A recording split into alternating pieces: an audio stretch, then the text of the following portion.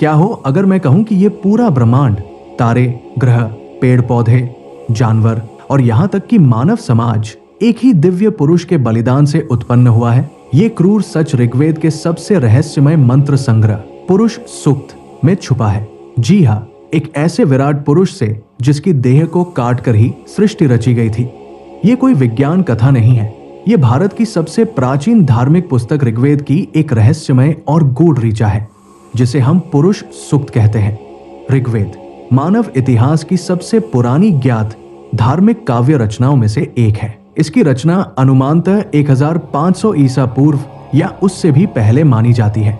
ये न केवल वैदिक धर्म की नींव है, बल्कि पूरे भारतीय दर्शन और सांस्कृतिक परंपरा की जड़ें भी इसी में पाई जाती है।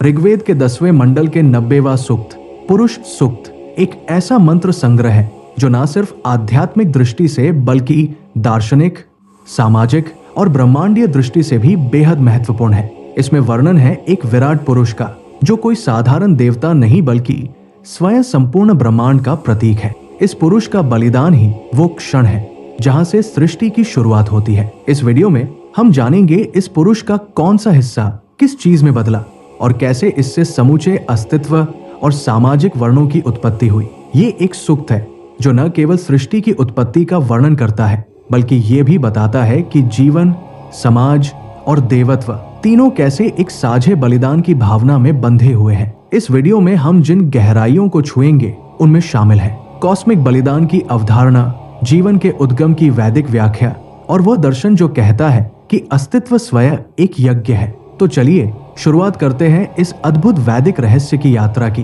पुरुष सूक्त की कथा से। सहस्रशीर्षा पुरुष, सहस्राक्ष सहस्रपाद, अर्थात उस पुरुष के सहस्र सिर है, सहस्र नेत्र है और सहस्र चरण है। ये कोई अतिशयोक्ति नहीं बल्कि वैदिक प्रतीकवाद है।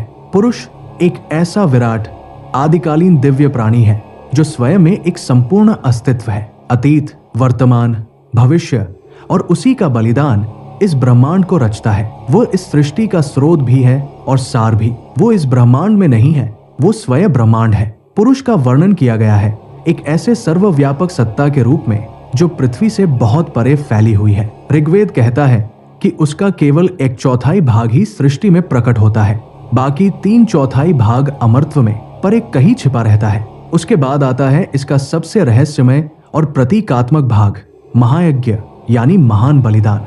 देवता इस विराट पुरुष को यज्ञ की वेदी पर चढ़ाते हैं। ये कोई क्रूर कृत्य नहीं बल्कि सृजन की शुरुआत है। पुरुष के शरीर के विभिन्न अंगों को काटकर उनसे पूरे ब्रह्मांड का निर्माण किया जाता है। तो क्या क्या बना पुरुष के बलिदान से? उसका मुख बना ब्राह्मण यानी ज्ञान के वाहक और यज्ञकर्ता, बाहुएं बनी क्षत्रिय यानी रक्षा और शासन करने वाले, जांघें बनी वैश्य जो व्यापार और कृषि से समाज को चलाते हैं, और पांव बने शूद्र जो सेवा और श्रम से समाज को आधार देते हैं। लेकिन रचना यही तक नहीं रुकती। इस विराट पुरुष से ही बने प्रकृति के तत्व। उसका मन बना चंद्रमा, नेत्र बने सूर्य, श्वास बना वायु और अग्नि। इस प्रकार ये सूक्त सृष्टि की एक दिव्य कल्पना प्रस्तुत करता है जहां संपूर्ण ब्रह्मांड एक दिव्य बलिदान से उत्पन्न होता है। ये बलिदान केवल शारीरिक नहीं है, ये उस दर्शन को प्रकट करता है जहां यज्ञ, त्याग और संपूर्णता से रचना की भावना जुड़ी हुई है। कल्पना कीजिए, एक देवता को टुकड़ों में बांट दिया जाता है, और यही है पुरुष सूक्त का सबसे चौंकाने वाला पहलू। सृष्टि का प्रारंभ किसी रचनात्मक शब्द या आदेश से नहीं, बल्कि एक विराट बलिदान और अंग विच्छेदन से होता है। वैसे ये विचार सिर्फ भारत में नहीं मिलता। उदाहरण के लिए नॉर्स पौराणिक कथाओं में यमयर नामक आदि दैत्य को देवताओं ने मारा और उसके शरीर से धरती, आकाश और समुद्र बनाए। बेबीलोन की कथा में टियामैट नाम की राक्षसी देवी को मारकर ब्रह्मांड रचा गया। लेकिन जो बात पुरुष सूक्त को सबसे अलग और अनोखा बनाती है वो ये है कि यहाँ ये बलिदान एक युद्ध या द्वंद्व से नहीं बल्कि यज्ञ, एक पवित्र अनुष्ठान के माध्यम से होता है। यहाँ हिंसा नहीं बल्कि त्याग है। ये बलिदान ईश्वर के विरुद्ध नहीं, ईश्वर द्वारा और स्वयं ईश्वर का होता है। और यही बात इस मिथक को आधुनिक सोच के लिए और भी ज्यादा झकझोर देने वाली बनाती है। आज हम अक्सर सोचते हैं कि ईश्वर और दुनिया अलग अलग है, एक पवित्र है, दूसरा सांसारिक। लेकिन पुरुष सूक्त में ये अंतर मिट जाता है। यहाँ ईश्वर स्वयं दुनिया बन जाता है। चंद्रमा, सूरज, वायु ईश्वर के अंग है। समाज की हर जाति, हर वर्ग उसकी देह का हिस्सा है। ये एक ऐसी दृष्टि है जिसमें पवित्र और सांसारिक के बीच कोई भेद नहीं। हर चीज, चाहे वो मिट्टी हो या मनुष्य, एक ही दिव्यता से उपजी है। तो जब आप ये सुनते हैं कि एक ईश्वर को काटकर ब्रह्मांड बनाया गया, ये केवल कल्पनाशीलता नहीं है, ये है एक गहरी दार्शनिक अवधारणा जो कहती है ईश्वर तुमसे अलग नहीं है, तुम उसी का हिस्सा हो। और ये संसार कोई भ्रम नहीं, बल्कि स्वयं दिव्यता की अभिव्यक्ति है। अब तक हमने देखा कि पुरुष सूक्त केवल एक सृजन था नहीं है, ये एक ऐसी दार्शनिक कल्पना है जो पूरे ब्रह्मांड, समाज और आत्मा को एक सूत्र में पिरोती है। तो इस सूक्त के भीतर छुपी है कौन सी गहराई? आइए एक एक करके समझते हैं। सर्वप्रथम है सभी जीवन का आपसी जुड़ाव, इंटरकनेक्टेडनेस ऑफ ऑल लाइफ। पुरुष सूक्त हमें बताता है कि मनुष्य, देवता, प्रकृति, ये सब एक ही विराट पुरुष के अंग है। कोई अलगाव नहीं, कोई दूरी नहीं। चंद्रमा उसका मन है, सूर्य उसकी आंखें, समाज उसकी देह। इसका अर्थ क्या हुआ? यही कि आपके मस्तिष्क में चंद्रमा है, नेत्रों में सूर्य और सांसों में वायु।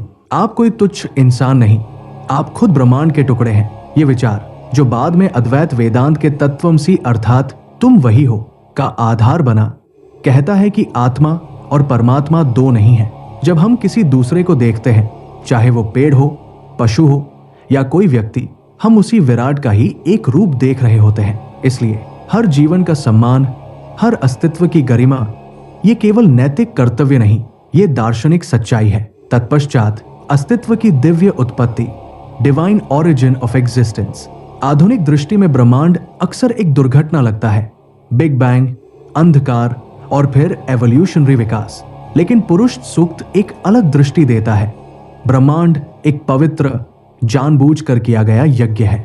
यज्ञ केवल धार्मिक क्रिया नहीं है, ये एक ब्रह्मांडीय प्रक्रिया है। सृजन बिना त्याग के संभव नहीं।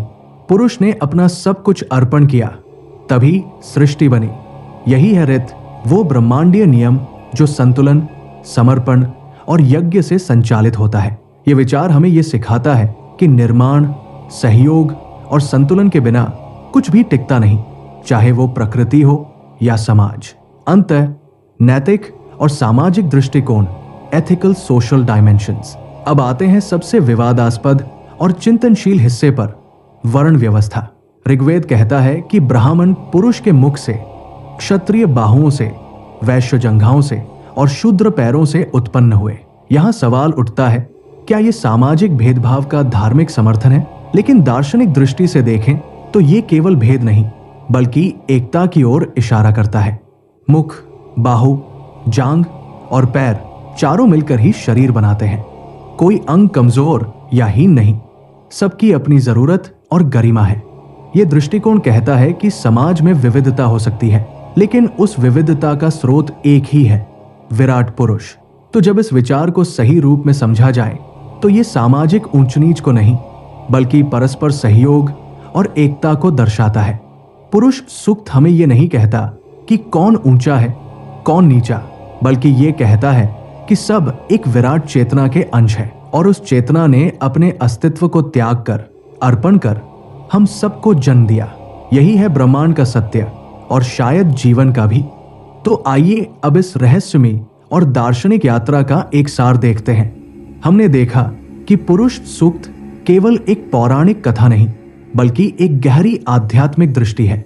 एक विराट पुरुष जिसके सहस्र सिर, नेत्र और चरण है, जिसका बलिदान ही ब्रह्मांड की उत्पत्ति का कारण बनता है। उसके शरीर से बने चंद्रमा, सूर्य, वायु और अग्नि, समाज के 4 वर्ण और प्रकृति के हर रूप। ये यज्ञ केवल एक धार्मिक अनुष्ठान नहीं था, ये था संपूर्ण अस्तित्व का मूल आधार। आज जब हम पर्यावरण संकट, सामाजिक विभाजन और आत्मिक खालीपन से जूझ रहे हैं, पुरुष सूक्त हमें याद दिलाता है सभी जीवन एक ही स्रोत से निकले हैं। जब पेड़ काटा जाता है तो वो केवल लकड़ी नहीं है, वो विराट पुरुष का हिस्सा है। जब हम किसी इंसान को छोटा समझते हैं तो हम उसी विराट के एक अंश को अपमानित करते हैं। जब हम खुद को दूसरों से अलग मानते हैं तो हम उस एकता को भूल जाते हैं जिससे हमारा अस्तित्व जुड़ा है। अगर हम सब एक ही ब्रह्मांडीय पुरुष के अंग हैं तो हमें एक दूसरे और इस प्रकृति के साथ कैसा व्यवहार करना चाहिए?